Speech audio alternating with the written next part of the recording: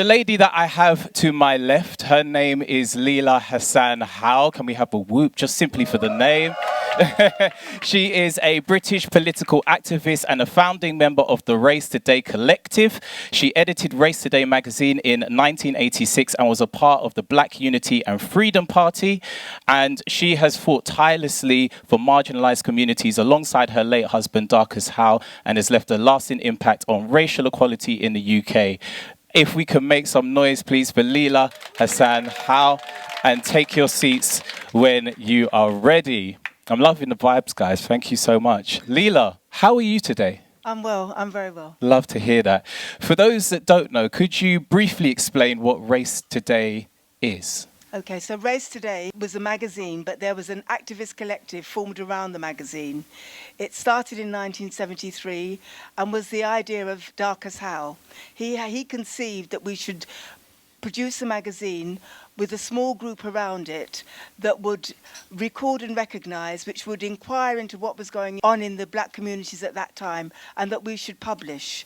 And this would be a vehicle not only for people to have an understanding of what was going on, both nationally and internationally, to black and Asian communities, but it would also be a vehicle where people could talk about organising and how to make change. So it was twofold, really. It was a kind of way of recording what was going on in the country, but also a way of having a discussion and a debate about how can we move our communities forward and how can we take ourselves from the margins into mainstream society. So in that same vein, what was your specific role? I mentioned it briefly in the introduction, but can you elaborate a little bit more on your specific role? Sure. So we were a young collective. When I joined Race Today, I was probably 22, 23. And it was Darcus and Farouk, who I'm very pleased is here today. They were the kind of older members. But we were young people from the Asian community, from the African community, and from the Caribbean community. And my role really was I was always good at organising, probably because of my background. So I had a kind of organisational strength. So we would put on events, which we will come to around culture and art, but organising the magazine itself, organising the contributors, working with Darcus in a kind of organisational role. He was the editor, had an editorial board that would determine what we would publish, but then the organisation of the graphics, of what we would use for how it would look, and then how we would distribute it, and also the events that we put on. I was very much kind of an organiser, I would say. Love that, thank you. And growing up, did you ever envision that you'll be doing that at the age of 22, 23? What did you actually want to be when you were growing up? So as you can see, I'm pretty ancient. And in my day, the lady's aim was to get a good husband. So I think my aim really wasn't really... I come from a working class background. So while I wanted to kind of progress myself, all around me, my mates, my cousins, my friends, very much it was like catching a good fella and making sure you made a good marriage. So I think one of my ambitions, of course, was to make a good marriage, and a marriage that would lift me out of the East End, which is where I lived, and generally just to kind of progress myself, but no huge ambition to be or want to be anything. No, not at all, not at all. And would you say that was kind of reflective of the time? I'd say it was reflective of growing up in East London at the time, of coming from a working class community at the time. When I grew up in East London, you were born in the East End, you worked in the East End, and you died in the East End. It was a very, very close working class community. I'm not talking about the immigration that came in the 60s, but I grew up in a very tightly knit community. And our preoccupation really, apart from our social life, was we would have made it if we crossed the water. And that meant you got on the tube and you actually crossed one of the bridges. That was a sign of making it. You know, they would say, oh, Leila's, you know, she's got a really good job. She's got a job across the water, which had meant I'd left East London. So that was the kind of ambience in which I grew up in. But very much it was around, you know, dating, boyfriends, girlfriends, social life, and the aim to, you know, get a good catch, I would say. Any East Enders in the house? Give me a little... Okay, I can see one, two... Anyone? Oh, I can see someone at the back. It's It's a different East End today, I know that. Yeah. And it's interesting when you say, crossing the water. Now, very much when someone says crossing the water, I think, oh, that's long, that's far, I can't be bothered. Whereas then it seems like it was almost like a part of the ambition. Yeah, definitely. Whereas now it just seems long. Right. Okay. So speaking a little bit about the anthology and the collection, and this book is kind of most recent, and there's some at the back to the far right if you're interested. The magazines were historically quite hard to access. How long did it take to put the anthology together in terms of time and energy? So I think I'm thinking back now. So the reason for the anthology was the death of Darcus. When Darcus died, and a group of us got together and felt this legacy was so important, how could we continue it? And then the suggestion was that we bring out an anthology of Race Today. So I think from the original idea to persuading, because we kind of got a semi-mainstream publisher with Pluto, left-wing, but and having discussions with Pluto and the content, I would say probably the magazine, people can correct me who were around, but I would say maybe almost a year. One of the editors, Paul Field, his mum actually manually typed all the articles from the original Race Today. So she just typed them out so that we could use them. So it was quite a long process. And when I read the book, I very much felt like, we often say like a labor of love, but for me it felt like a labor of liberation. And some of the things that you guys historically covered, I feel like is definitely something that generations from millennials down, is a must read in terms of knowing from where we came from whence we came from. It's one of those things where it highlights certain conversations that we're having today. And by simply reading this, you kind of get the understanding that, wait, hang on a second, how do we mark and measure how far we've moved forward if we're not aware of the history? So I say that to say, and we're going to dive into the history a little bit more, but how can the community continue to support the Darcus Howe Foundation and the Race Today Collective? So the collective, there are, I think, 4 members of the collective who are in something we call the Darcus Howe Legacy Collective. And we formed a collective, and we've published this beautiful publication here as well as that book. And at the moment, we're planning to develop a website which isn't just talking about Race Today and what Race Today covered, but is a website of the era. So there's something called darcushowe.org. If you go on that, you'll get an insight into some of the work that we've done already. You'll certainly get an insight into who Darcus was and what his achievements and contribution were. And at the moment, the Black Cultural Archives has an exhibition of Race Today. That's the Black Cultural Archives in Brixton. They have an exhibition of Race Today at the moment. And just look out for what we do. When we organise events, they are on Eventbrite. Just look out for what the Darcus Howe Legacy Collective does. But please, as Kayne has said, the book is important to understand that era of history, which is really overlooked. It's a very radical period in our history when people really wanted to make change, and not just a small group of individuals. The communities as a whole wanted to make change. And this book captures some of the stories of that era. So that's an important read as well. And of course, Darcus's biography, which we've also got on display here today. Brilliant. Moving on a little bit to Brixton, I saw there was some Brixton people in the house. What was life like when you moved from the East End to Brixton? So I had a little stop in between. So I didn't move from the East End to Brixton. I have to say I moved to North London and other parts of London because I did get married and then moved to Brixton after that. But when we moved to Brixton, we moved into squats in Brixton, which I think we're going to talk about a bit later in our discussion about how the collective was formed. So I moved and I squatted in Brixton. And the reason for that is because a compulsory purchase had been put on the area by the council because the council wanted to build a motorway. And in order to build a motorway, they emptied all the houses. So if you were a house owner, you could only sell to the council because they wanted, in fact, to demolish the houses.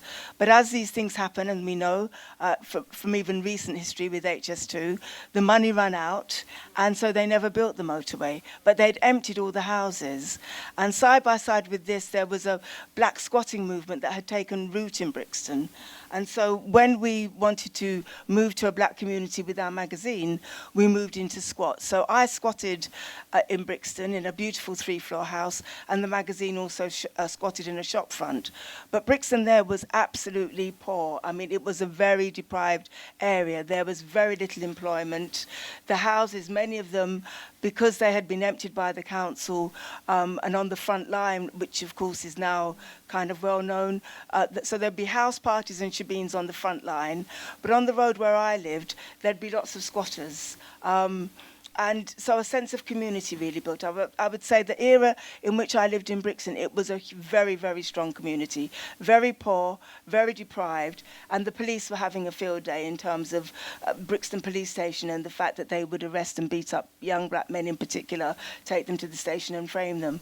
So it was because we kind of had a sense of who we were, we kind of nicknamed the front line as a kind of place of resistance. So in Brixton, it was a real feel of community. I could walk down the road and say hello to at least 10 to 15 people, all of whom knew me, all of whom who knew we were.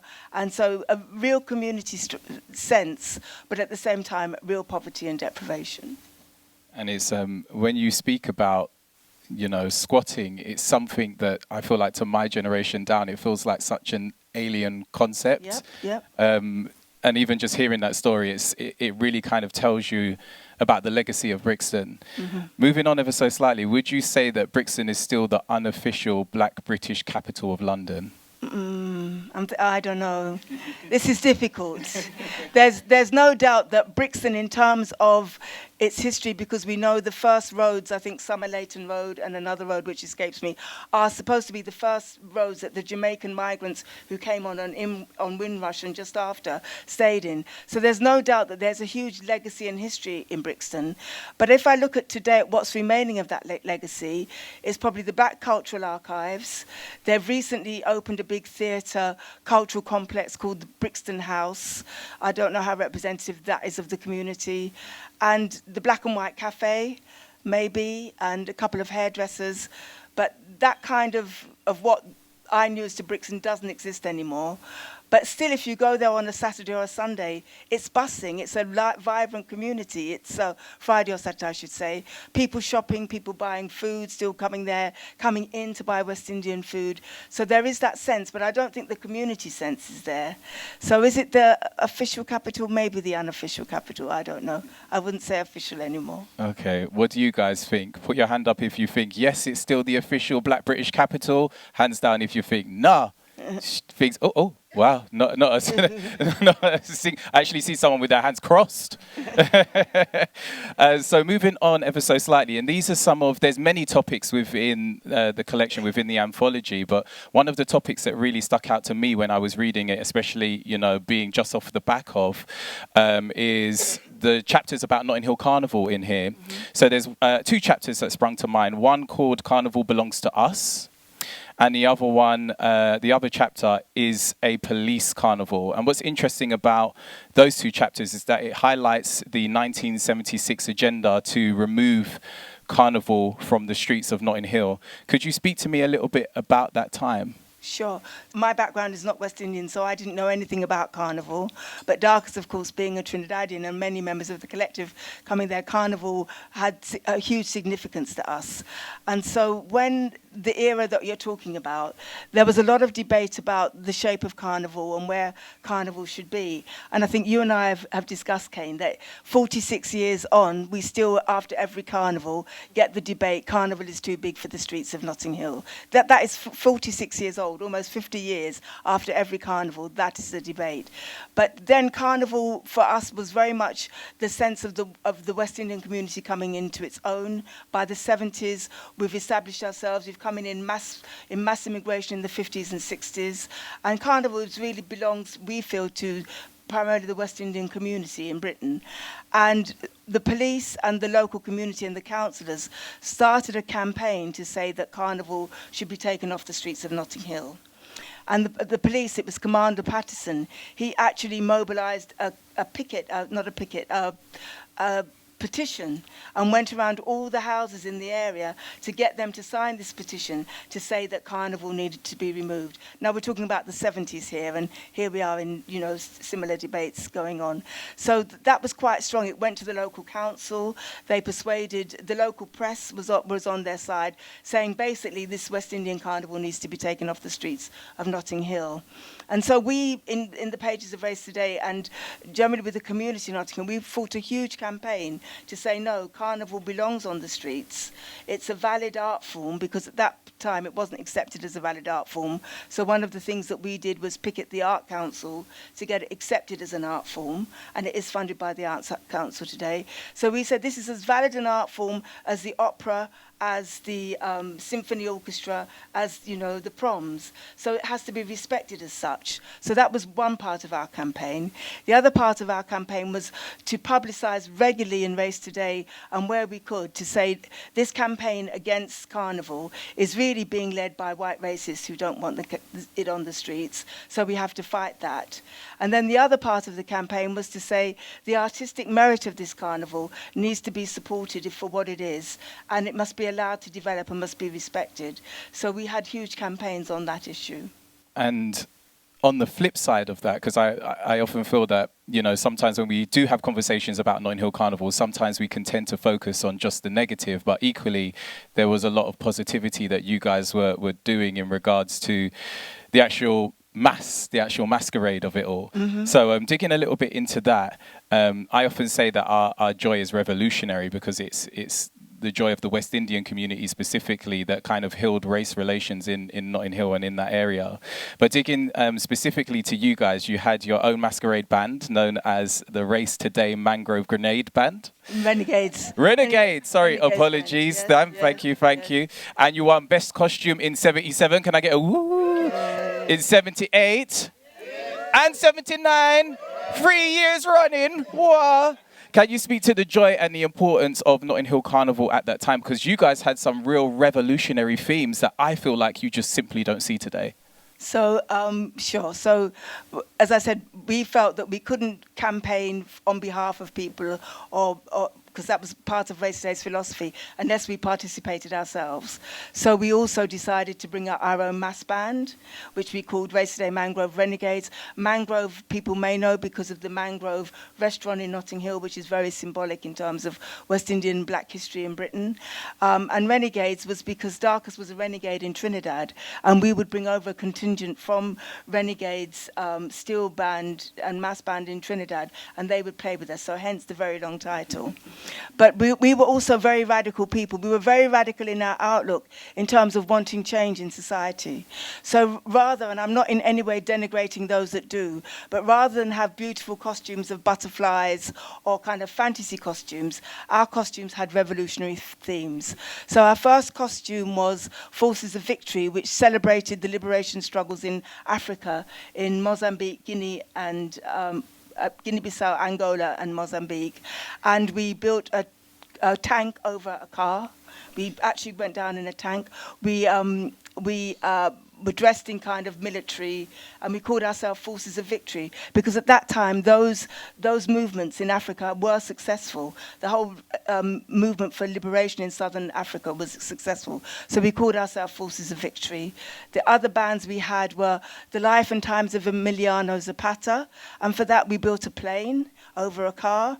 And that's because there's a Mexican revolutionary called Emiliano Zapata, and so we represented that. We did Feast of the Barbarians, which was looking at the barbaric tribes that had come down and had fought to establish the feudal societies then. And then the other one was the Kingdoms of the Forest. We did the Kingdoms of Ife and Benin. For those of you from West Africa will know that even today in the British Museum, the beautiful head sculptures from the country of Benin are still held in this country. So we did Kingdoms of the Forest, and we had a beautiful designer called Leila Howe, and she did wonderful designs for this. And so all of our themes were revolutionary themes, which we felt at the time as well, given the battle that was going on against Carnival, that it was important to represent that kind of philosophy. Of course, 76 Carnival was saved primarily by the battle that the youth fought against the police, because when the strategy of Patterson was to police Carnival out of existence. When the campaign failed, they then over-policed it. And they policed it in the way that they would not give a license to anybody selling beer or food or anything. In fact, in one of the articles, Darkus calls them the Pale Ale Brigade, because what they would do is if anyone was drinking alcohol, they would snatch the bottle away and they would arrest them to say they were carrying out an illegal activity. And that went on, that heavy policing, that swamping went on. And in 76, the big battle for Carnival takes place where the youth just fought the police back and said, no, this belongs to us. So side by side with us, you've also got the physical battle to save Carnival for what it is today on the streets of Britain. Most definitely. And I would say that if you are any Carnival goers, Carnival lovers in the house, I would definitely say that as a Black history educator, if you do attend Notting Hill Carnival, I would say that this is mandatory reading in regards to those chapters, because I feel like, you know, connecting the history to the contemporary just kind of solidifies and reminds us all of why we're there and why it's important that it stays there. I feel like if we lose that essence, slowly but surely we may lose Notting Hill Carnival. So it's very important that we know why we're there, why we're on the roads, and why we're celebrating, because our joy is revolutionary. Moving on ever so slightly, there was a few chapters regarding the Asian community in here. So chapter 4 is called Asian Communities, Asian Workers and Race Today. What struck me when I was reading this was the inter-minority coalition, the togetherness of both Black and Asian people at the time. Could you expand a little bit more on that for me, please? So the collective itself was made up of, as I've said, Asians, West Indians and Africans. And we've talked about this amongst ourselves, and we think primarily, I think the big issue here was we're talking about the 70s now, but the generation before us had had a real sense of colonialism, and that colonial experience was felt by both Caribbean people and by Asian people. So immediately there is a common experience of the fight to get Britain out of these countries. I'm really conscious I'm speaking to such a young audience, and you know that history of colonialism is probably known by your grandparents now, not even your parents. But many of the immigrants who came, all the immigrants who came here, came because they had fought for independence in their own countries, and that movement had been defeated. So when Britain wanted the Labour to rebuild itself after the Second World War, swathes of people from India, from Pakistan, and from the Caribbean came here to work. So that was a common experience of that colonial experience of being ruled by the British. So when they came here and set up their organisations, that was kind of in their consciousness.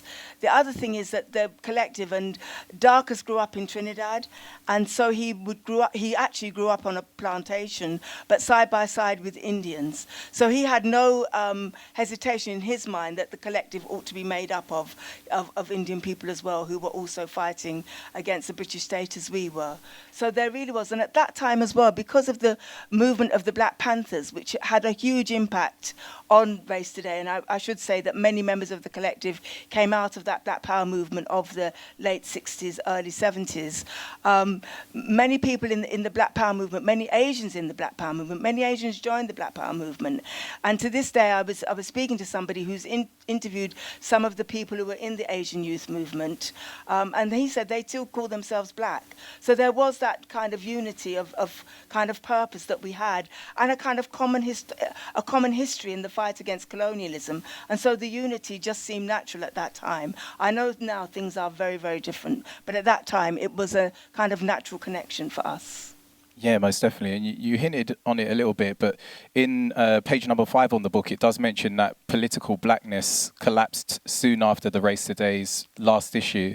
What would you say happened there? So can I just really be clear? We never said we were politically black. Yeah, it's like Windrush, political black. Yeah. So the term political blackness is something after us. We just knew we were a collective of Asians, West Indians and Africans. We never, ever said we were politically black. But now when historians and political activists look at what we did, they say it was politically black because of that unity between the Asian and the West Indian communities who were fighting a common struggle at that time. So things have changed. changed. I mean, we're now in a 50-year, for me it's 50 years now, and things have changed, and we've entered mainstream society, and we're much more stratified in terms of class as well.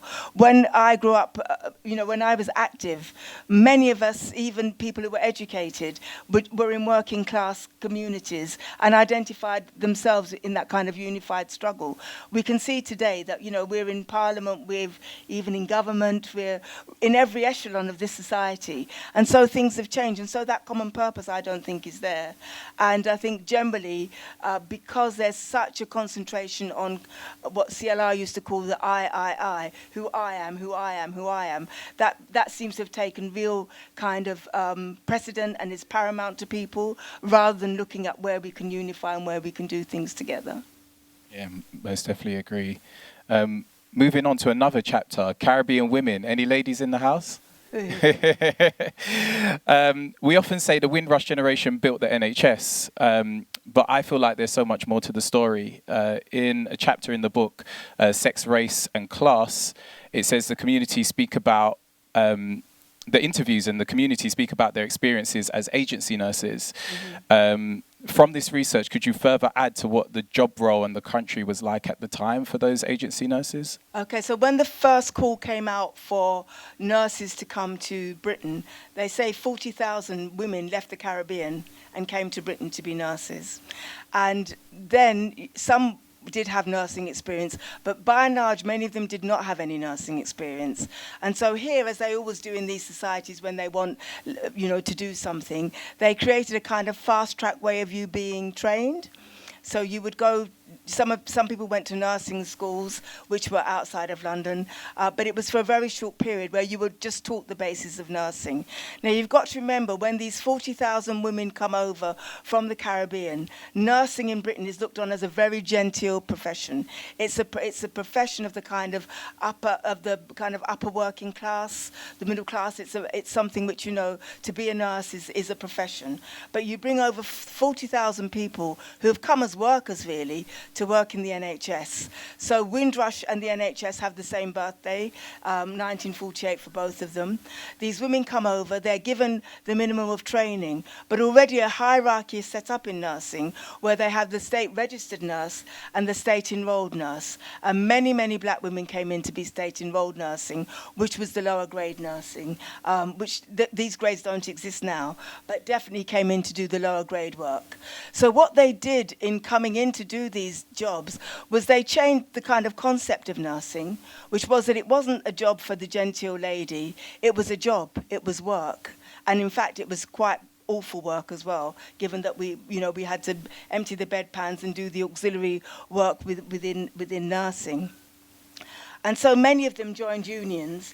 And in fact, the auxiliary strike and the first nursing strike, there were 4 black women who were shop stewards on the organising committee. And this is in a very short period of time of nurses actually entering the profession.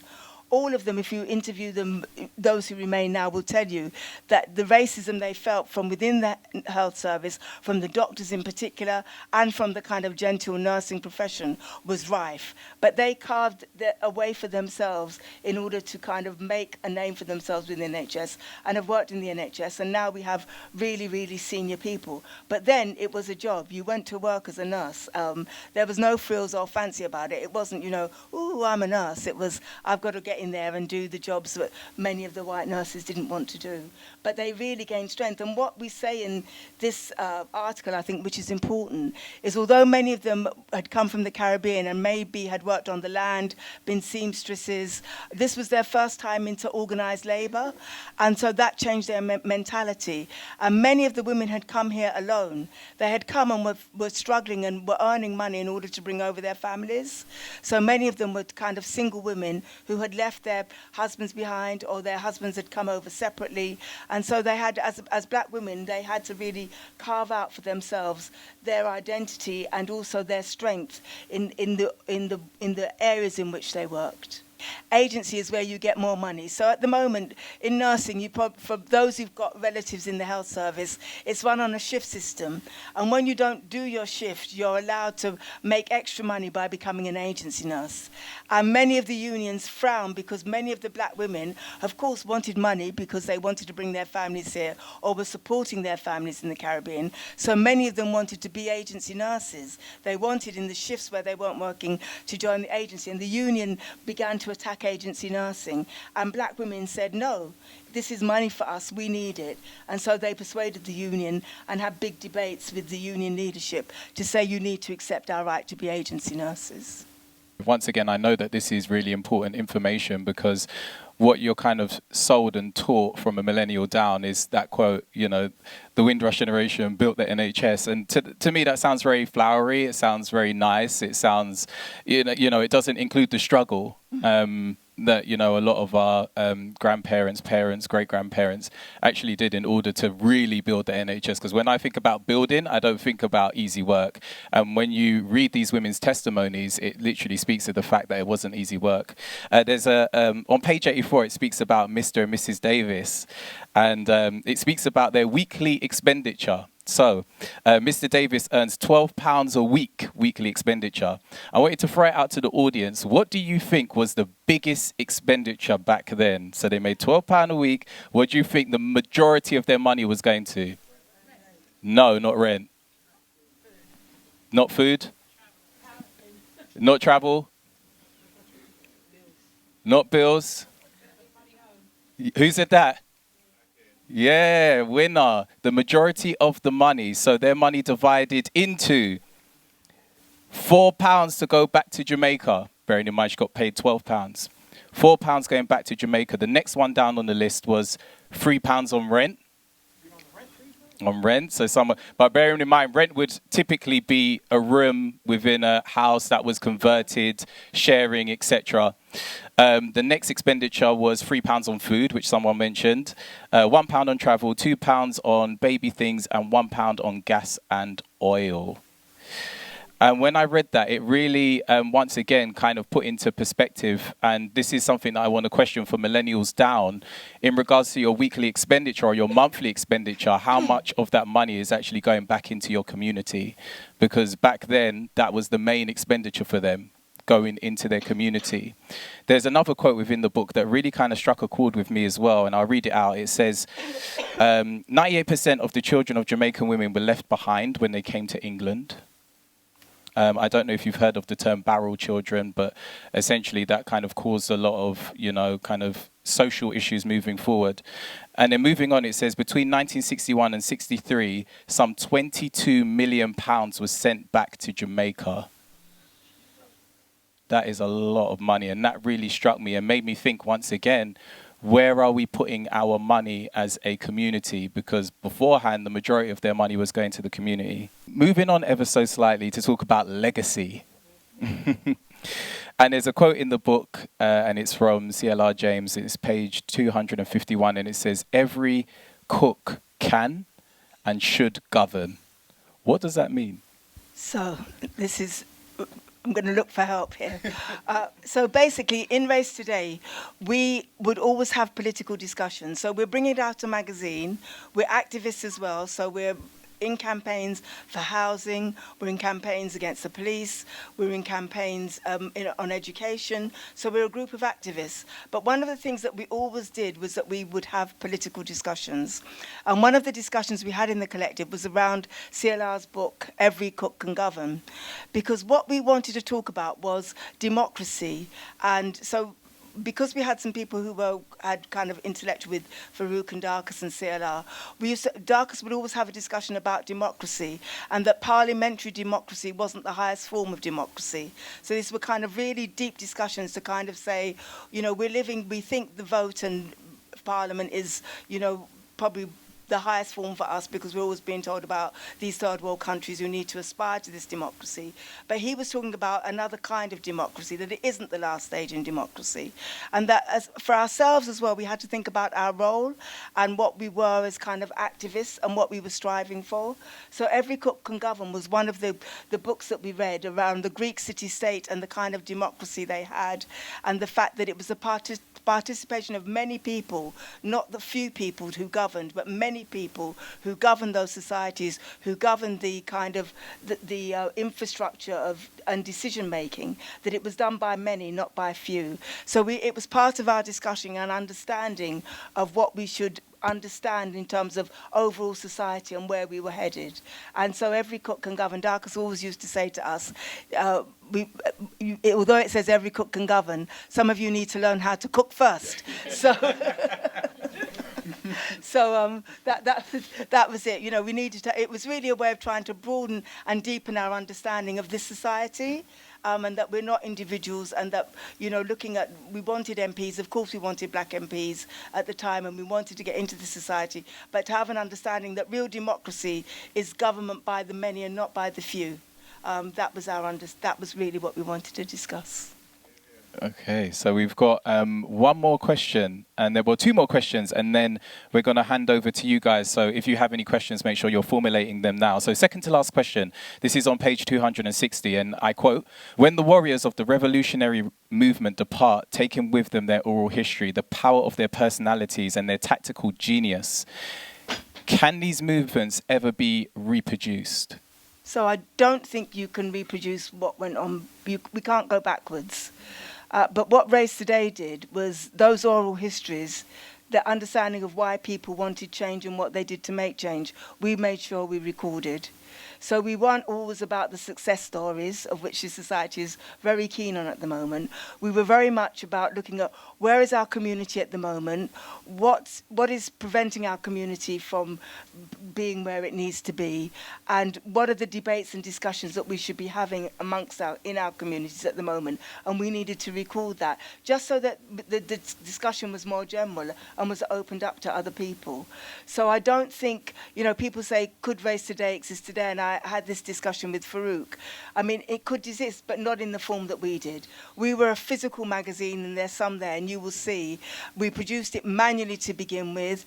It was produced with connections we had all over England. So one of the things CLR told Darcus is, do not be London-based. London is not England, and we've seen that in recent events. So we had kind of national connections, people in Bradford, in Manchester, in Leeds, in Bristol, all over from different communities who would feed in and give us our stories. So we didn't have to sit and write stories.